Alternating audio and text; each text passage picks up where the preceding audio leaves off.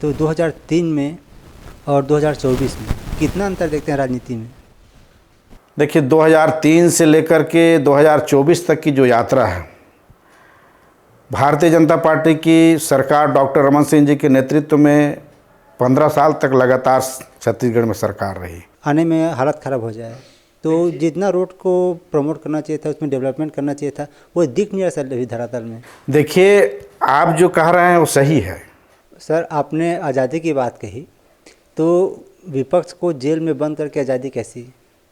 नहीं, जो विपक्ष की बात कहाँ है, जो गलत करेगा उन्होंने साफ कहे हैं माननीय प्रधानमंत्री जी ने, ना मैं तो खाऊंगा ना खाने दूंगा। अब जनता दर्शन में लग गए हैं, तो आपको क्या लगता है इस बार क्या रुझान लग रहा है? बीजेपी जो ट्रैक रिकॉर्ड अभी तक बनाए रखी है उसको कंटिन्यू कर पाएगी? देखिए मैं रायगढ़ लोकसभा की बात कर रहा हूँ, मैं रायगढ़ लोकसभा का निवासी हूँ।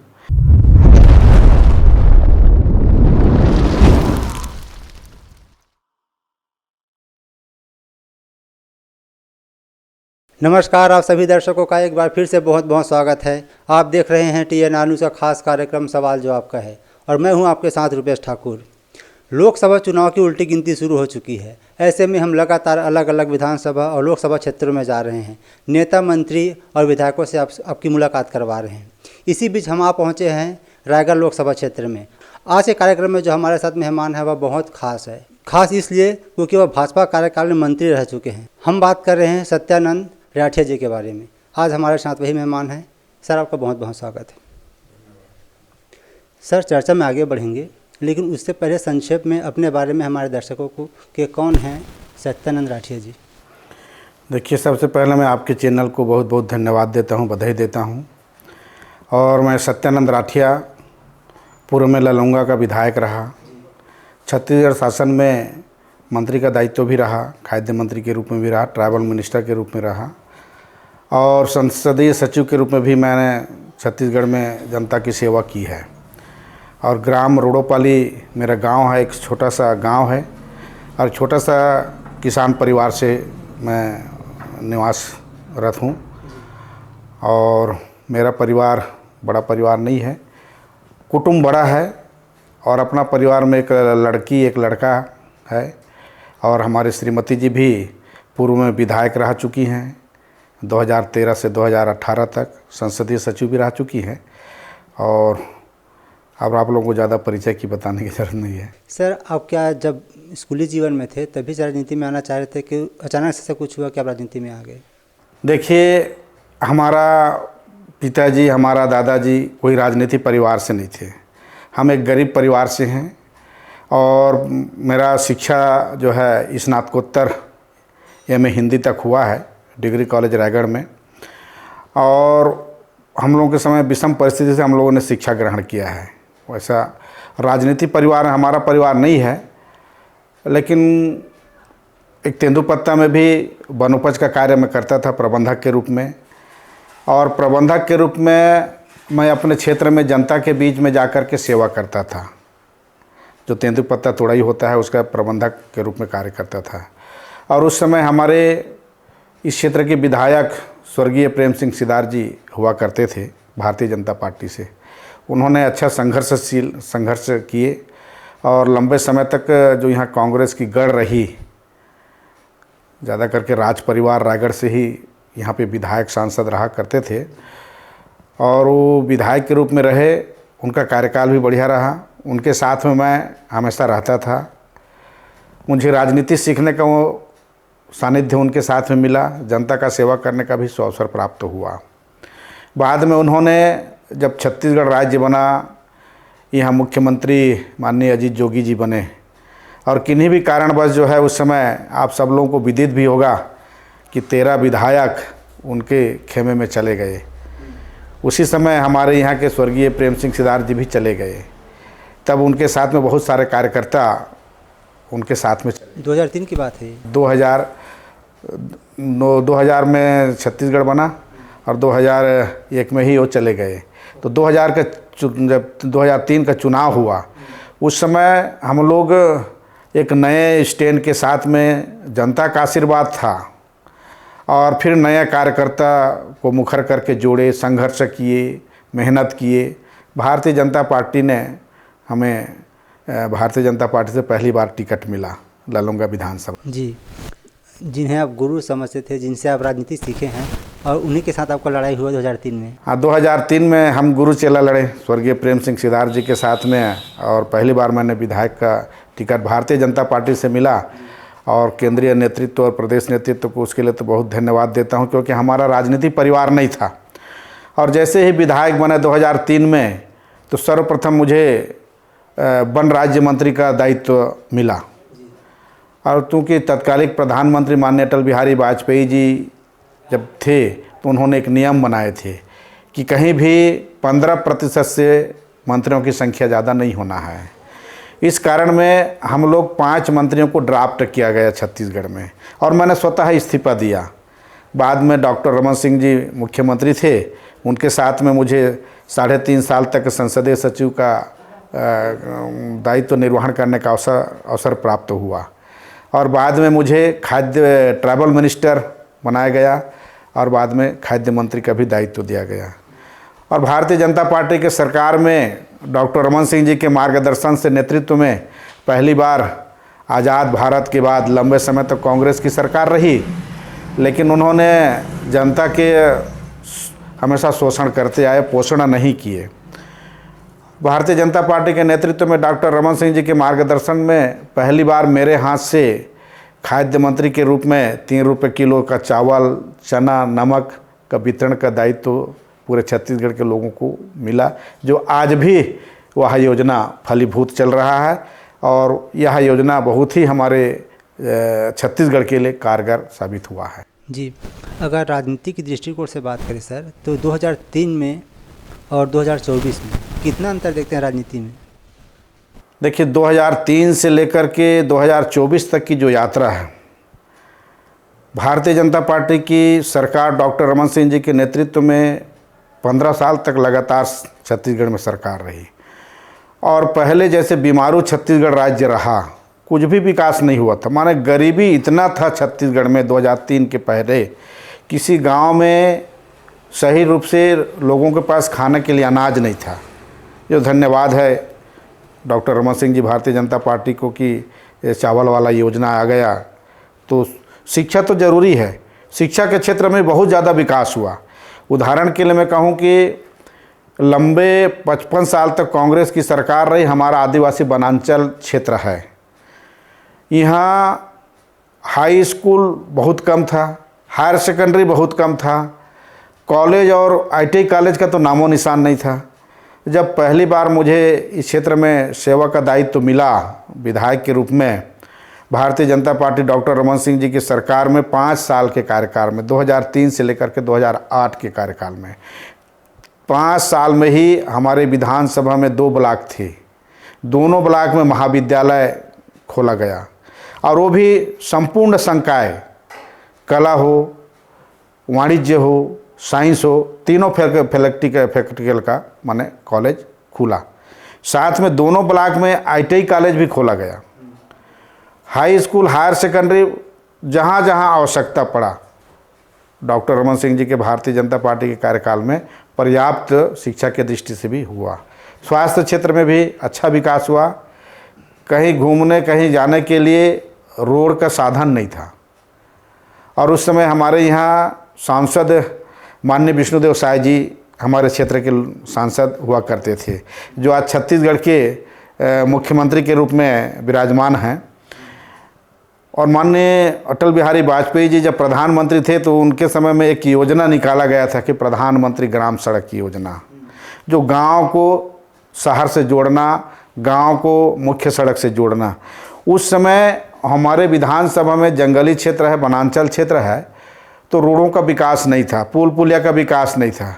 उस समय बहुत अच्छा स्वीकृति हुआ, और प्रधानमंत्री ग्राम सड़क के माध्यम से पूरे माननीय विष्णुदेव साय जी के साथ में और दोनों मिल करके बहुत सारा रोडों का विकास किया गया हमारे क्षेत्र में। पुल पुलिया का भी विकास अच्छा हुआ। सर, विकास की बात कर रहे हैं आप, तो विकास को हम लोग तभी मान सकते हैं, फिर देख सकते हैं, जब वहाँ कनेक्टिविटी बेहतर हो। आप रोड की बात कर रहे हैं, लेकिन अभी भी इंफ्रास्ट्रक्चर ऐसी है कि आने में हालत ख़राब हो जाए। तो जितना रोड को प्रमोट करना चाहिए था, उसमें डेवलपमेंट करना चाहिए था, वो दिख नहीं रहा सर अभी धरातल में। देखिए, आप जो कह रहे हैं वो सही है। इसलिए सही है कि जो हमारी सरकार में, डॉक्टर रमन सिंह जी की सरकार में, और जो रोड बना हुआ था 15 साल तक, बीच में 18 से लेकर के 2023 तक कांग्रेस भूपेश की सरकार रही, और हम लोग क्षेत्र के लोग बड़ा दुर्भाग्यशाली कहें कि कांग्रेस की सरकार में जिस रोड से, अगर रायगढ़ से आप चल के आए होंगे, अगर मेन रोड से कहेंगे गिरवानी होकर के, तो आज 4 साल, आज 5 साल हो गया, यहाँ के जनता को उस रोड में चलने के लिए दूभर हो गया है। इतना ख़राब स्थिति है। मैं खुद स्वयं या हमारे क्षेत्र के जनप्रतिनिधि या जनता उस रोड से अपने ज़िला मुख्यालय जाने के लिए सोचना पड़ता है, कोई नहीं जाता है। डॉक्टर रमन सिंह जी के सरकार में श्रीमती सुनीति राठिया जी थी विधायक, उस समय आपके रायगढ़ से लेकर के बंगुरसिया पाली वाला रोड बना करके तमनार तक के जोड़ा गया है। उसी रास्ता में, चाहे आज धर्मजयगढ़ की जनता हो, चाहे जसपुर के हमारे लोग हों, जसपुर जिला के लोग हों, चाहे ललुंगा विधानसभा के लोग हों, चाहे आपके धर्मजयगढ़ विधानसभा के हों, अगर रायगढ़ मुख्यालय जा रहे हैं तो उसी रोड में तमनार हो करके आपका हमीरपुर बंगुरसिया रोड हो करके रायगढ़ जा रहे हैं। मेन रोड तो 5 साल में इतना दुर्गति हो गया कांग्रेस भूपेश की सरकार में कि हमारी सरकार में जो बना हुआ था उस रोड कभी कभी मरम्मत नहीं करा पाए, जिसके चलते आने जाने में लोगों को कठिनाई हो रहा है।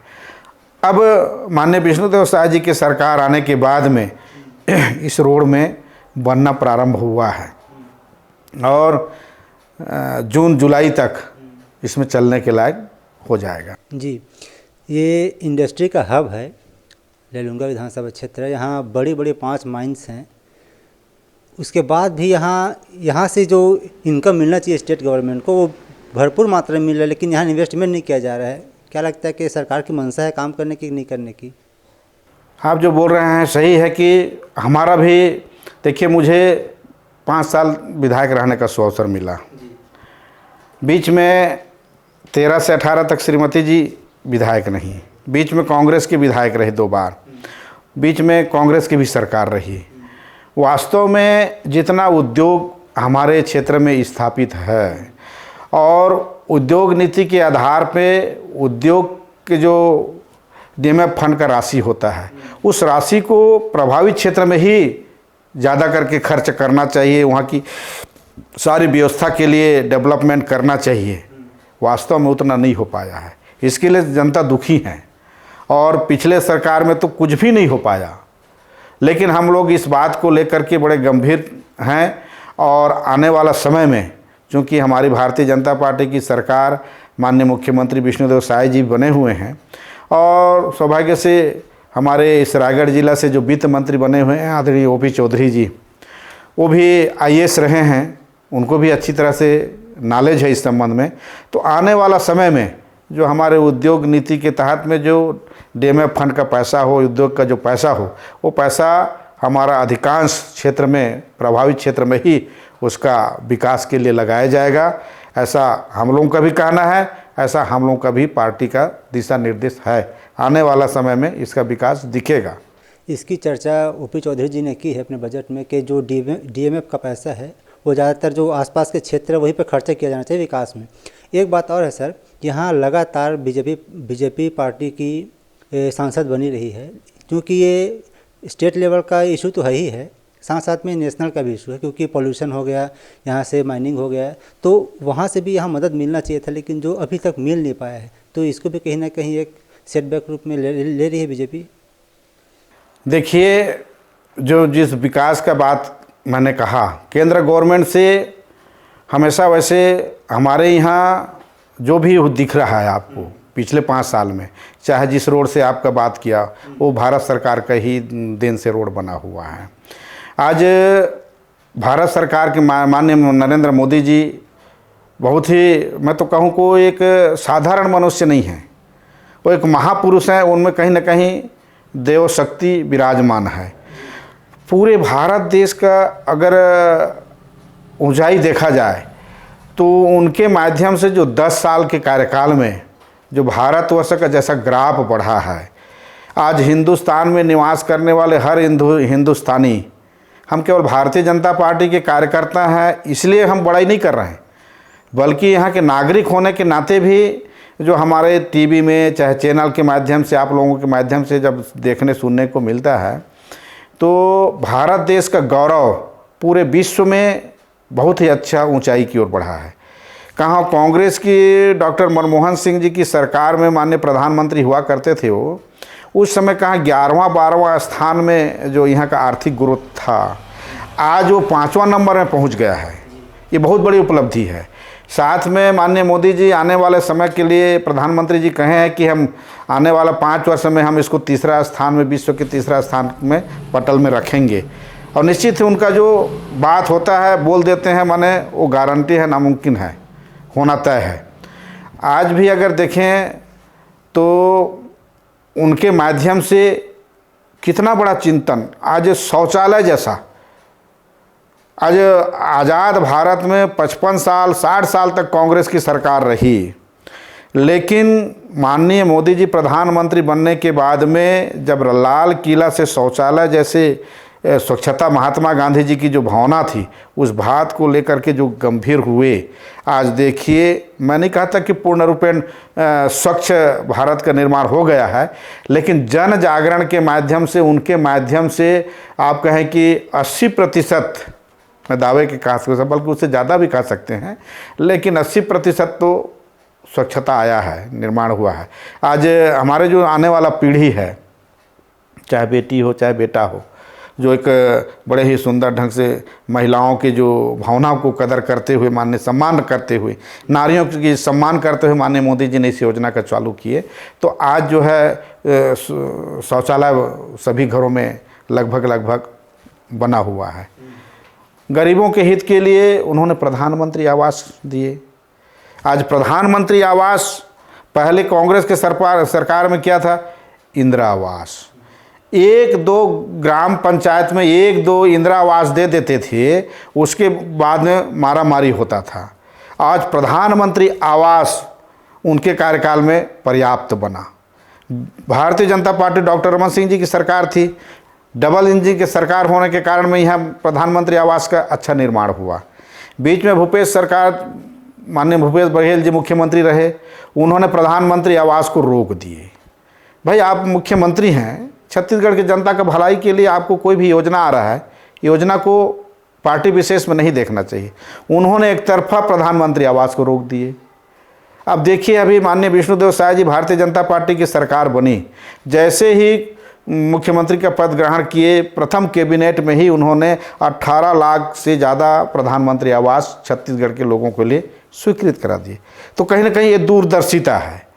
आज देखिए, माननीय मोदी जी की गारंटी, चुनाव के, छत्तीसगढ़ के जब चुनाव हो रहा था, विधानसभा चुनाव, उस समय उनके द्वारा गारंटी लिया गया था कि भारतीय जनता पार्टी की सरकार बने, हम लोगों के हित के लिए काम करेंगे। जो हमारी सरकार की मंशा है कि लोगों तक सही रूप से काम पहुँचे, वह काम जो है बीच में कड़ी टूट जाने के कारण, कांग्रेस की सरकार हो जाने के कारण, चाहे आयुष्मान भारत की योजना को लागू नहीं करना, स्मार्ट कार्ड को ख़त्म कर देना, ऐसी बहुत सारे योजना था जो भारत सरकार की, उसको कांग्रेस की सरकार ने यहाँ नहीं होने दिया। आज जो है देखिए, किसान समृद्धि योजना, किसानों के हित के लिए माननीय मोदी जी ने कितना बड़ा सम्मान दिए। आज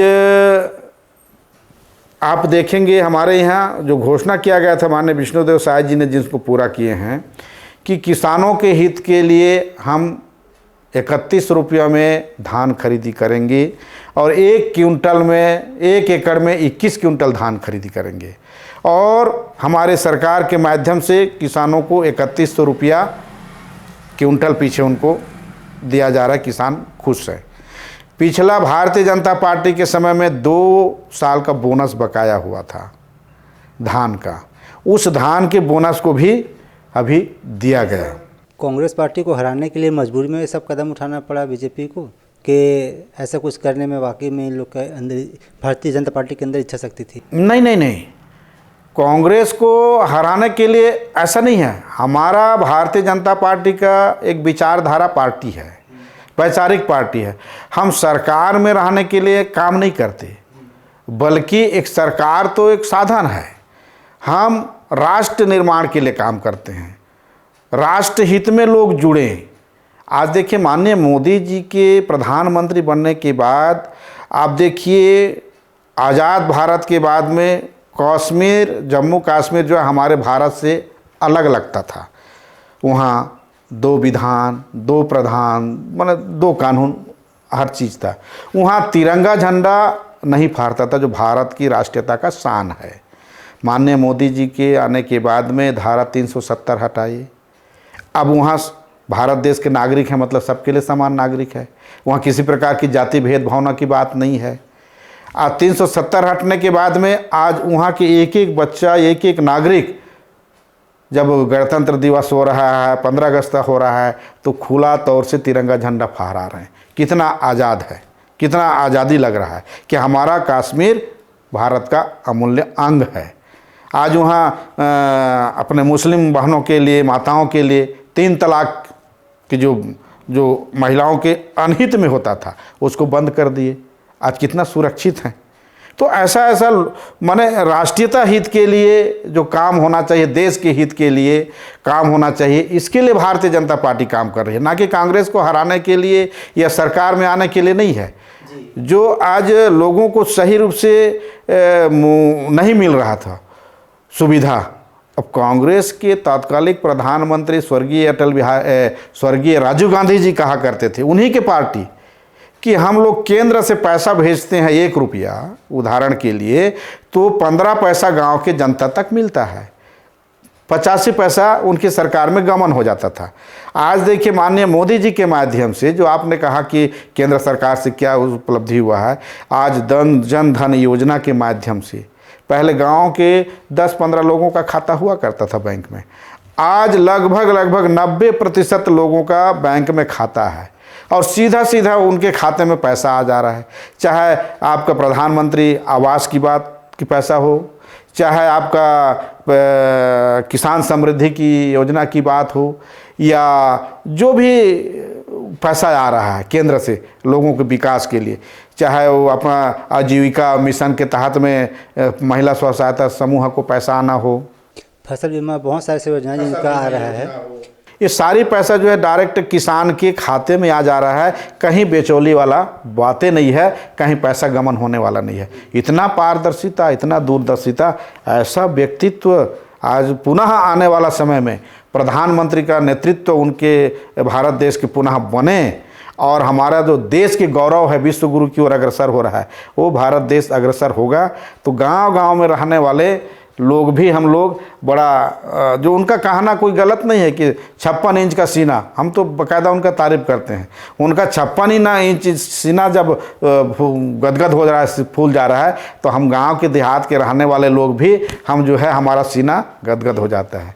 सर, आपने आज़ादी की बात कही, तो विपक्ष को जेल में बंद करके आज़ादी कैसी? नहीं, जो विपक्ष की बात कहाँ है, जो गलत करेगा, उन्होंने साफ कहे हैं माननीय प्रधानमंत्री जी ने, ना मैं तो खाऊंगा ना खाने दूंगा। चाहे कोई भी रहे को जो भ्रष्टाचार करेगा, जनता के गाढ़े कमाई का पैसा खाएगा, चाहे भारतीय जनता पार्टी के कार्यकर्ता हो या नेता हो, चाहे किसी दूसरे पार्टी के हो, उनको तो भुगतना ही पड़ेगा। कानून को अपने हाथ में नहीं ले सकते। ये तो हमारे लिए न्याय के लिए न्यायपालिका बना हुआ है। न्यायपालिका के शरण में जाना चाहिए, सबको जाना चाहिए। जो वहाँ पे न्याय मिलता है, जो गलत है गलत है, सही है सही है। 20-25 साल जो पुराने केस है उनको अभी लाइट में लाया जा रहा है, उसके ऊपर कार्रवाई की जा रही, तो इनको कितना सही मानते हैं? चुनाव के समय तो दोनों पक्षों का जो एक रहता है बेस, वो बराबर होना चाहिए। वो देखिए 20-25 साल की बात आप कह रहे हैं, मैं तो 500 साल की बात कर रहा हूँ।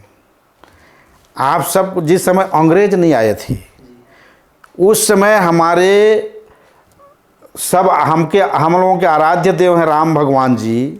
अयोध्या में उनका निवास है, वहाँ दशरथ राजा जी थे। राम भगवान जी का जन्म स्थान है अयोध्या। और अंग्रेज भी नहीं आए थे और कांग्रेस भी नहीं आया था। उस समय से वहाँ मंदिर बनना चाहिए, राम भगवान जी का मंदिर बनना चाहिए। 500 साल पूर्व की बात कर रहे हैं आप, 20-25 साल की बात छोड़ दीजिए।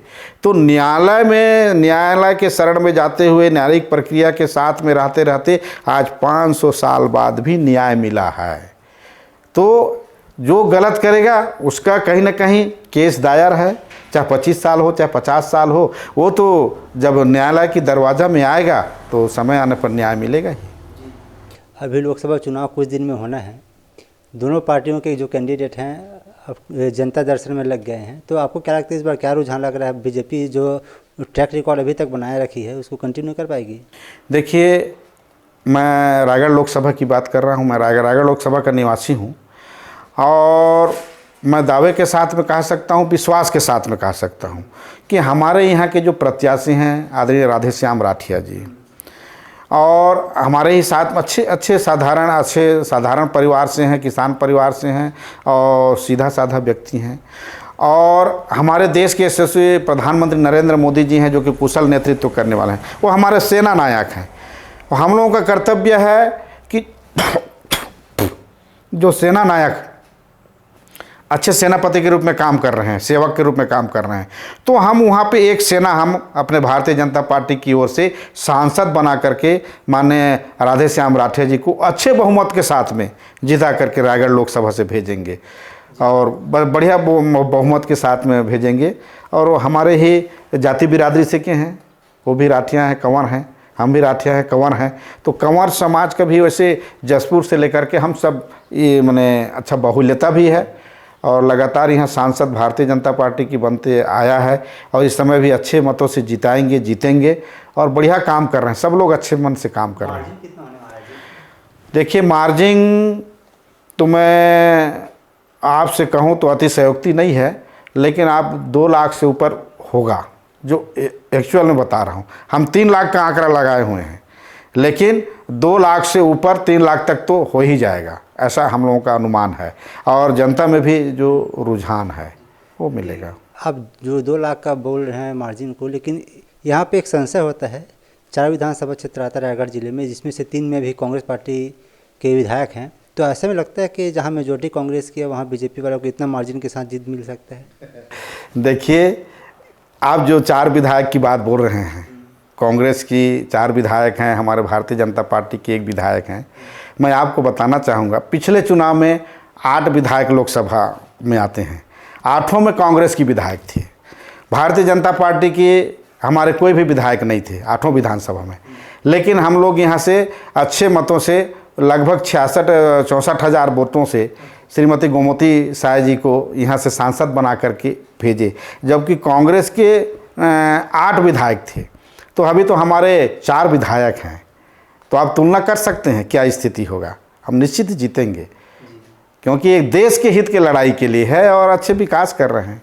एक और बहुत महत्वपूर्ण सवाल ये है सर, 2000 लगभग 2000 में यहाँ जो Jindal steel plant limited company है यहाँ इस्टेब्लिश हुई थी, और तब उस समय जो लैंड एक्विजिशन था उसको उस पर कहीं ना कहीं विवाद चल रहा था, तो जिसके कारण बहुत से जो आदिवासी हैं जो जिनका वहाँ ज़मीन था, खेत था, उनको उनसे ले लिया गया। उसके बाद विरोध शुरू हो गया, तो उनका मुआवजा भी कितना लोगों को मिल पाया, कितना नहीं मिल पाया, क्योंकि अभी तक लोग वहाँ विरोध प्रदर्शन कर रहे हैं। देखिए, जो आप जो कह रहे हैं ये वास्तव में गंभीर विषय है, चिंतन विषय है। उस समय हम लोग भी कार्यकर्ता के नाते 2000 की बात है, कार्यकर्ता के नाते लड़ाई लड़ते थे, बल्कि 2000 से आगे की बात है। जब यहाँ जिंदल उद्योग लगाने के लिए आए, उस समय ज़मीन का रेट जो है बहुत कम था, औने पौने दाम में उनके द्वारा ख़रीदा गया। मैं नहीं कहता कि उन्होंने सही रेट दिए, वास्तव में लोगों का शोषण हुआ है, कोई दिक्कत नहीं। लेकिन जब 2003 में भारतीय जनता पार्टी की सरकार बनी, तो उसमें डॉक्टर रमन सिंह जी ने एक नीति बनाई, उद्योग नीति, पुनर्वास नीति। तो उसके तहत में उद्योग क्षेत्र में जो भी उद्योग लगे, औद्योगिक क्षेत्र में चाहे बाज़ार मूल्य जो भी हो, लेकिन 6 लाख, 8 लाख और 10 लाख से कोई भी ज़मीन का कीमत एकड़ पीछे नहीं होना चाहिए।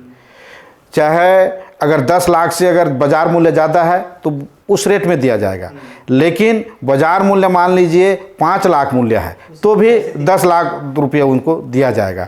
एक नीति ऐसा बना, और उस नीति के तहत में बाद में लोगों का ज़मीन को और भी खदान बना, चाहे जिंदल उसके बाद में और भी लिया है या अनेक कंपनी और भी ली है, छत्तीसगढ़ गवर्नमेंट की कंपनी भी है। तो उसके बाद में जो भी ज़मीन का रिक्वायरमेंट हुआ, भू अर्जन हुआ, तो 6, 8, 10 के रेट में हुआ है। उसके पहले जो आपने जो कहा उस समय जो हुआ है तो कहीं कहीं किसी को नहीं मिला है, ऐसा कुछ विषय संज्ञान में आता है तो उसके विषय में हम लोग सहयोग भी करते हैं और दिलाते भी हैं। अगर ऐसा भी होगा तो एक जनता हो कि सेवक होने के नाते आने वाला समय में भी मैं आपको आश्वस्त करता हूं कि इस प्रकार की लोगों की ज़मीन अगर उसमें गया है, कोई भी कंपनी में हो, और पैसा जिसको भू अर्जन के तहत उचित मुआवजा नहीं मिला है या नौकरी नहीं मिला है लोगों को, तो ऐसे लोगों को, ऐसे कार्यकर्ता, ऐसे बेरोजगारों का जानकारी लेकर के हम उनके साथ में खड़ा होंगे और उनको उद्योग नीति के तहत में उचित न्याय मिलेगा, ये मैं आपको आश्वस्त करता हूँ। हम लड़ने के लिए तैयार हैं लोगों के प्रति। और बीच में थोड़ा सा कांग्रेस भूपेश की सरकार आने के बाद जो 6 लाख, 8 लाख, 10 लाख का जो मुआवजा राशि था, इन्होंने 30% डिस्काउंट कर दिया। ये बहुत लोगों के साथ अन्याय हुआ।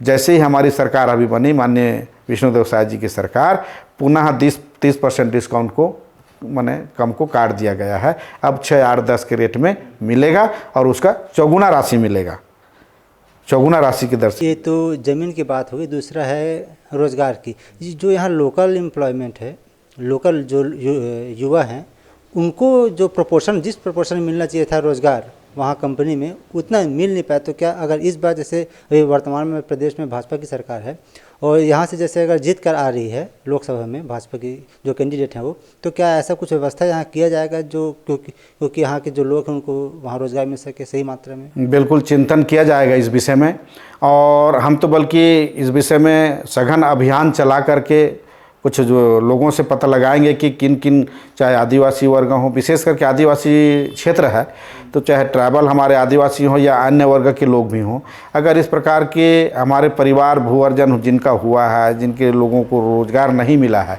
ऐसे लोगों को चिन्हांकित करेंगे और बाद में लोकसभा चुनाव के बाद में हमारे सांसद भी बन जाएंगे।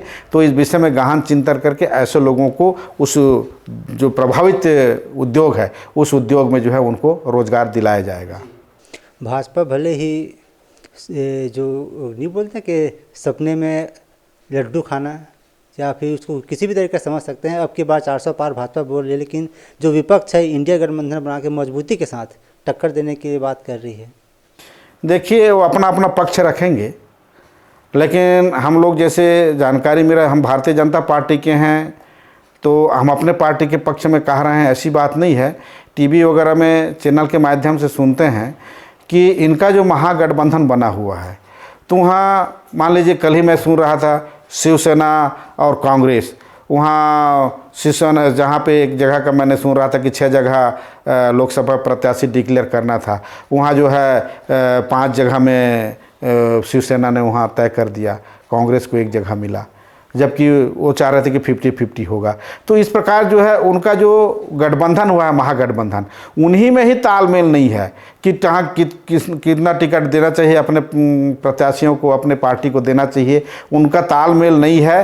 तो जो जितना पा रहा है अपने हिसाब से, कहीं अपना हिस्सा ज़्यादा ले ले रहा है, कहीं उसका हिस्सा ले ले रहा है। इस प्रकार से है महागठबंधन उनको ऊपरी दिखा, अंदर में उनका तालमेल नहीं है। अगर तालमेल रहता तो इस प्रकार टिकट वितरण में जो है सही ढंग से पारदर्शिता उनके दलों के बीच में होता। इसलिए खुद में उनका तालमेल नहीं है, ऊपरी दिखाव तालमेल है। इसको भारत देश के नागरिक अच्छी तरह से समझ रहे हैं, जनता समझ रहे हैं। तो आने वाला समय में जनता 400 पार का जो नारा है इसको साबित करेंगे, तभी हमारा जो सपना है माननीय मोदी जी का और हमारे देश की जनता का कि हम विश्व गुरु की वो बनाना है भारत देश को, तो ये लक्ष्य जो है पूरा होगा। इसके लिए जनता अभी से तैयार है जी। इस बार कितनी सीट आ रही है छत्तीसगढ़ में? छत्तीसगढ़ में 11 सीट है, 11 की 11 सीट जीतेंगे हम लोग जी। 11 की 11 सीट। ठीक सर, अभी हम लोग का कार्यक्रम यहाँ पे ख़त्म हो रहा है ना? तो अब ये पे ख़त्म है, कोई आपको कुछ बोलने का कोई सब्जेक्ट में? देखिए, अब और पूछेंगे तो पूछ सकते हैं, कोई भी विषय हो। वास्तव में भारतीय जनता पार्टी गठबंधन की सरकार नरेंद्र मोदी जी को प्रधानमंत्री बनना चाहिए। 2023 का जो चुनाव छत्तीसगढ़ में हुआ बहुत महत्वपूर्ण हुआ। इस लिहाज से भी क्योंकि भाजपा सबसे बड़ी जीत के साथ इस बार सामने आए हैं, और वही दूसरा कि अब तक की सबसे बड़ी जीत छत्तीसगढ़ के इतिहास में कांग्रेस जीत कराई थी, लेकिन जब 2023 का चुनाव हुआ तो सबसे बड़ा हार उन लोग का हुआ। फैक्टर क्या लगता है, ऐसा क्या कुछ हुआ कि कांग्रेस फ्रंट फुट से बैक फुट में आ गई और बीजेपी बैक फुट से फ्रंट फुट में आ गई? देखिए, इसका कारण ये है, जो अपने विचार के अनुसार में जो यहाँ कांग्रेस की सरकार जो बनी, भूपेश सरकार, उन्होंने उस समय भारतीय जनता पार्टी की जब सरकार थी तो इन्होंने 36 प्रकार के घोषणा किए थे और लोभ लुभावना घोषणा किए थे। छत्तीसगढ़ की जनता छलावा में आकर के कांग्रेस की सरकार बना दी, ये गलती हुआ। ठीक है, सरकार बन गई, घोषणा उनको पूरा करना था, घोषणा उन्होंने नहीं किया, चाहे गंगा जल में हाथ में पकड़ करके किए, वो भी अब उन्होंने कोई घोषणा पूरा नहीं किए, जनता के साथ साथ में उन्होंने छलावा किया। दूसरी बात यह है कि उनके द्वारा घोर भ्रष्टाचार किया गया, कहीं भी एकदम कमीशनखोरी। मैं जिस क्षेत्र में उद्योग की बात कर रहा हूँ, उद्योग क्षेत्र में हम लोग स्थापित हैं, अभी तक जन्म से लेकर के हम लोग को जानकारी नहीं था कि यहाँ गब्बर टैक्स यहाँ के सरकार के द्वारा, भूपेश सरकार के द्वारा लिया जाता था। पर टन 25 रुपया कोयला में सीधा सीधा कमीशन यहाँ के कांग्रेस की सरकार के द्वारा लिया जाता था। आज देख रहे हैं कि शराब में कितना घोटाला किया गया है, चाहे ईडी छापा मारे, चाहे इनकम टैक्स छापा मारे, ये भ्रष्टाचार, पर्याप्त भ्रष्टाचार। कहीं भी रोड बन रहा है वहाँ कमीशन खोरी, कहीं भी कोई भी दफ्तर में चले जाएं कांग्रेस के सरकार के समय में तो पर्याप्त भ्रष्टाचार, जनता त्राही त्राही हो चुका था।